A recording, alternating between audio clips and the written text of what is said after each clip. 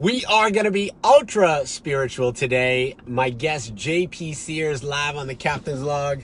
Thanks, buddy. Thanks for joining me. Yeah, you're welcome, brother. I have no choice because we're in the car and the door's locked. I like to tell the viewers that I like to thank you just to be nice, but clearly it wasn't like you were going to get a ride or walk home any other way except to be with me. So, and I'm super happy to be here with you, my friend.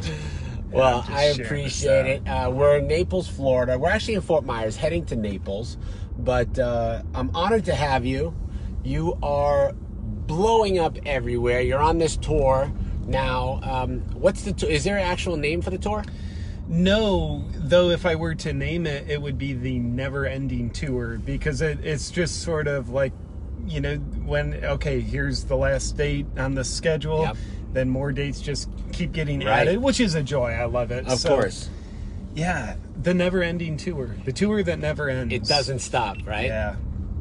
Well, we're excited. I mean, it's amazing what you've done. Tell me how the career started. Like, obviously, you're famous on YouTube, all social media, but did you just turn on the camera one day and say, like, how are we going to do this? Let's go, people. Here we are. Well, so it started with absolutely no plan, no premeditated notion of making it big. I just thought, like, oh, let me make one comedy video, share my perspectives through the language of comedy, and I'll just do that one video. Yeah. So it literally started with a single step that I thought was going to be the only step, but a funny thing happened.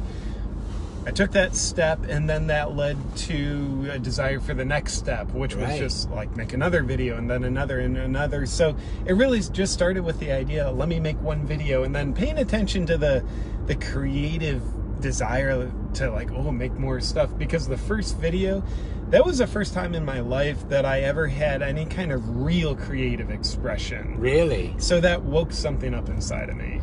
And you are woke. It's like amazing what you've created. You tell people that they have to be ultra spiritual, and you show them how. Yes, indeed. I definitely tell them, I show them how. Yeah. How did you get the inner spiritualness out of you? How did that happen? Because I need to like do it, like bring it on. Yeah, man. Well, I think I will give you a lesson in spirituality. Okay, let's do this. A wise man named Carl Jung once said, feelings are the language of the soul. Now, I think the easiest way to, like, get in touch with our real spiritual powers, and I'm not talking about the artsy-fartsy, like, wear mala beads and like burn incense and, like, you know, did you notice my new beads yet, Brian? Yeah.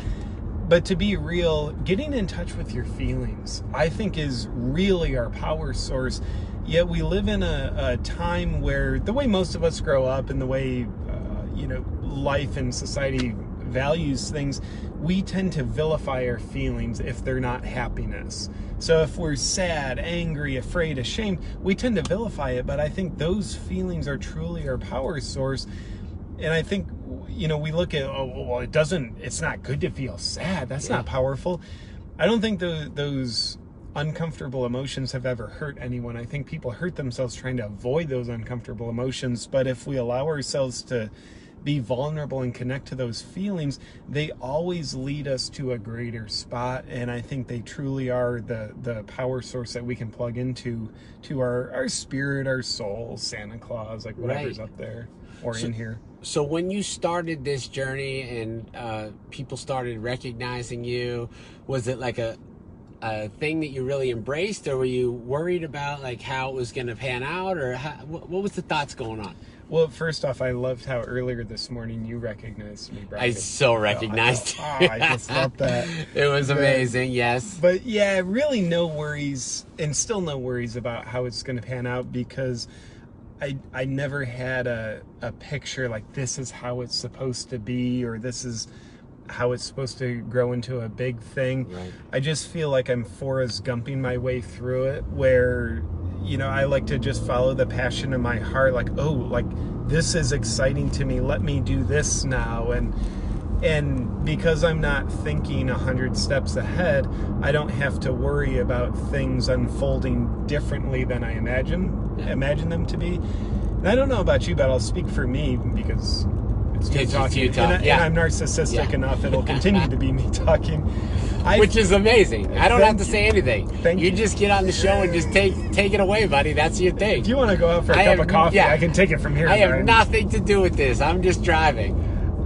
For me, I realize when I am in a place of following my heart, which is easier said than done, but when I am, things unfold better than I imagine them to be. So I think the just knowing myself, and not everybody's like me, but knowing myself, the last thing I'd want to do is have a crystal clear picture of how things are supposed to be and then be dedicated to that, because that would be me playing it small. But when I'm in my Forrest Gump of my heart, you know, following my heart, not my head, just how things have been, it's like, oh, it works out better than I imagine how they could have worked out. So when you wake up every day, you don't have a plan. It just kind of unravels? Goes. How does it work? Yeah, well, on a day-to-day basis, I definitely have a plan. You do?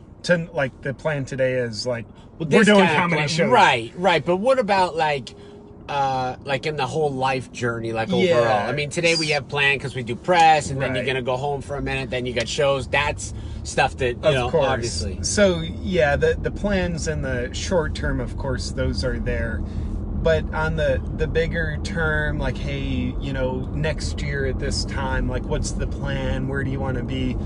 No idea. You just wing it. Where I want to... I do the same thing. Yeah, and for me, if there is a plan, it's like, oh, I want to feel more inspired.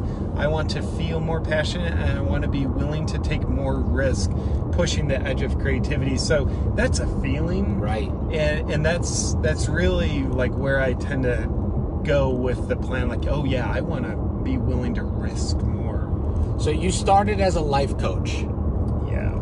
And that was your full-time job. Yeah, for 15 years. For 15 years. When did you decide, like, okay, I'm going to pretty much be like a celebrity, social media star, and I'm going to just do that? Or is there other things you're still doing? Yeah, so 2.5 years ago, which at the time was a couple years into the comedy videos and things working out well. We already saw major fame, obviously. Yeah. Your videos were going viral all the time. You were posting a lot of content. Yeah. Okay. Like, it had been going on long enough that I realized, like, this isn't a fluke. It's not like a one-hit wonder. Right. Like, this is a real thing.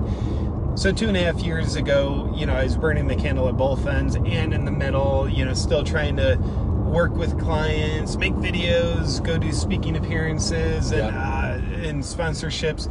So it just became clear, like, wow, it is time to let go of the client practice, which was scary because it was such a great thing. You were the life coach of these people. Now what are their lives like? Oh my God. They all went to hell. That's how good in a of a life handbasket coach. right away. They needed me. Yeah. I was so good that their lives went to hell as soon as... What do you think about some of these life coaches? Like, I always look at guys who say they're life coaches, and I'm like, okay, so you're 28 years old. Yeah. You've never, like, had a business. You're telling people how to run their companies. Like, I think you're basically sitting on the sidelines and faking it because you've never been in the game. Like, that's the way I see it sometimes. But is it, what do you think? Life coach is such a vague term where there are absolutely some life coaches who do just what you outlined. Yeah. Where it's like, oh yeah, that's the last person I'd want to coach me on my life. Right. And then there's other life coaches, specifically the ones who have been there, done that. Mm-hmm. You know, if they're coaching you on how to create a great business, they've had great businesses. A good run. Yeah. Yeah. Or if they're giving you relationship advice, you know, they're not torturing themselves with crappy relationships. So those are the life coaches. And, you know, you can't go by a title because, like, a life coach, that could be someone you want to, wow, that could be a wise person, or it could be a facade. So I look back when I was in my early 20s and I look, I was doing some faking it. Like, I didn't know it at the time. Right. But looking back, it's like, I wouldn't have wanted to work with 22-year-old JP. Yet, my ignorance got me in the door, got me real experiences, and of course got me really making my... How did you get the clientele?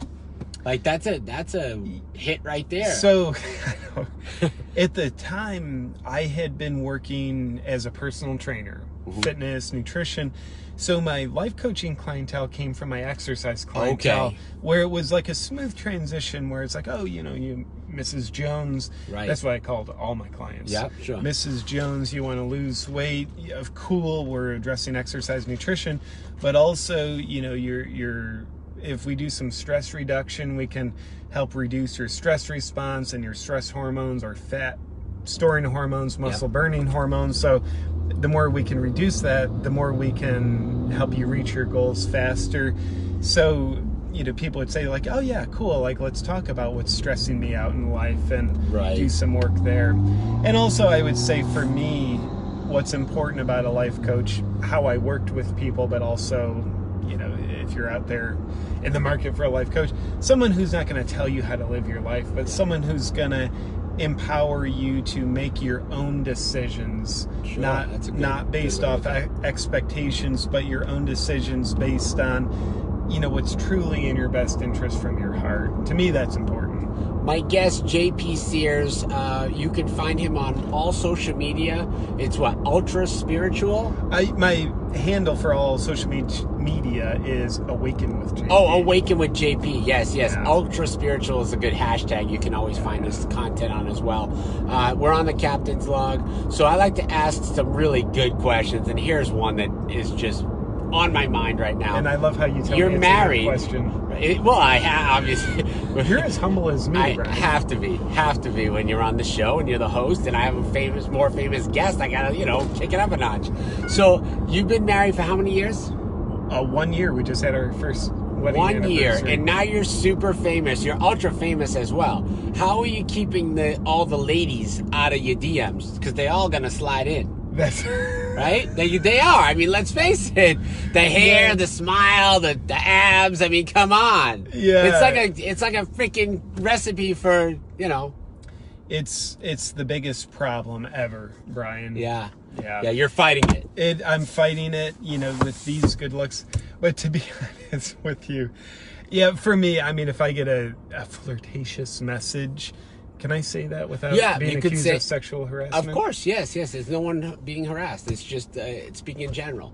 If I get a flirtatious message, I don't engage with it. So to me, that's the best way to deal with it. Yeah. Yeah. And so how many do you get a day?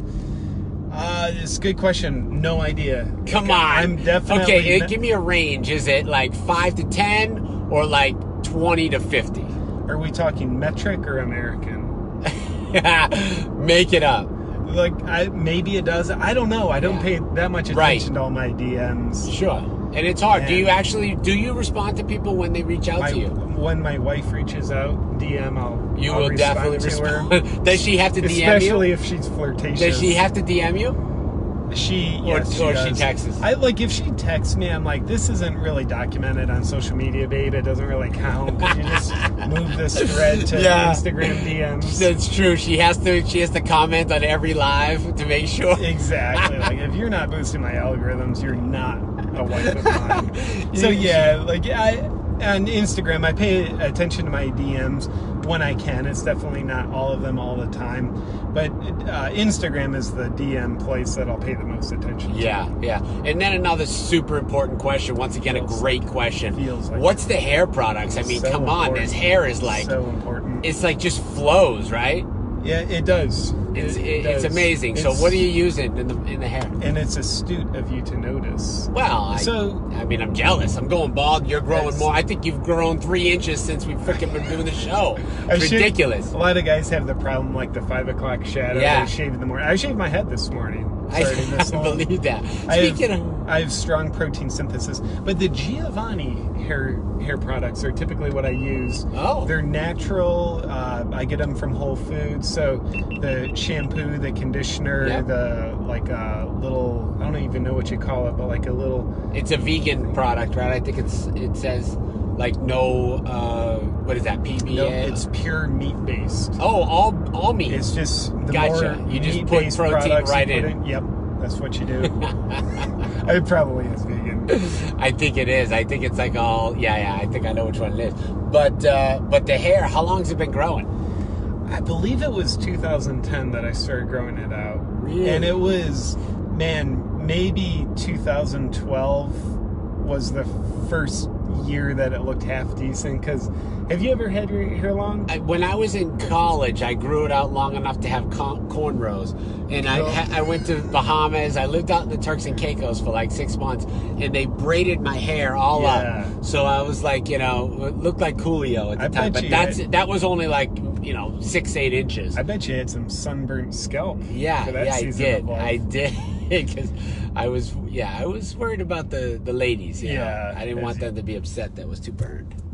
So it was probably a 2-year just awkward phase. Really? Yeah, it looked horrible. And it was because it's all one length, so I could see why it was awkward. Yeah. Because growing it down and then Yeah. But now it's like, come on, this is a signature. Speaking of which, I saw the bald part. What was that bald thing? What'd you do? You faked this out? Yeah, man. So that if you can go on social media, on my Instagram, there's a picture of me holding a red wig with a bald head. So it was an endorsement I did for a company called ClickFunnels. It's a software. They help people with marketing. They're awesome people. So playful. So we were doing this commercial where they wanted me to like be on screen for a little while and then I take my hair off. Yeah. It was really unnerving. So they had this makeup artist come in and like it was it was good. It looked real. That was 3 hours to put that bald cap on. Right. The lady said she's never done a bald cap with someone who had so much hair because they had to like mat my hair down with all this thick paste-like stuff to make it like just glued to my head. Yeah. So 3 hours to put on, and then it was. Were you panicking that it was going to affect the hair? I mean, come on. All I was documenting is how long is this going to take to wash out? Yeah. And it was at least an hour to wash out. Really? It was. Yeah. But it was so much fun. Yeah. It looked great. We use it. We used a little picture of it on our promo. I loved it. It was so great because it's like, bam! Like, damn! Did he shave his head? And when I was out of town for that, and once the bald cap was on, I sent a selfie to my wife and said, "Babe, I decided to shave my head," and she just texted back, said, "You're full of crap." Would you ever? So my wife and I were talking about that, like, how much would it take to get me to shave my head? So first off, it would have to be something big, like it would have to be a huge check. Was that what it would take? Basically, yes. Yeah. With like meaningful artistic merit. So if it was like a movie role where it's like a huge check, maybe, but it would have to be huge because first off, I love my hair long. Yeah. Second off, I think my hair is part of my brand at this point. Right. It makes me recognizable. And then the fact, like, okay, if I shave my head, it's going to be at least 2 years before my hair's remotely the way it is now. Probably longer. So, man, 2 years, that's quick though. So your hair does grow fast. It'd probably take longer than that. But we're talking, Brian, how much do you think I should charge? I would say it's got to be upwards of probably $3 million. $3 million.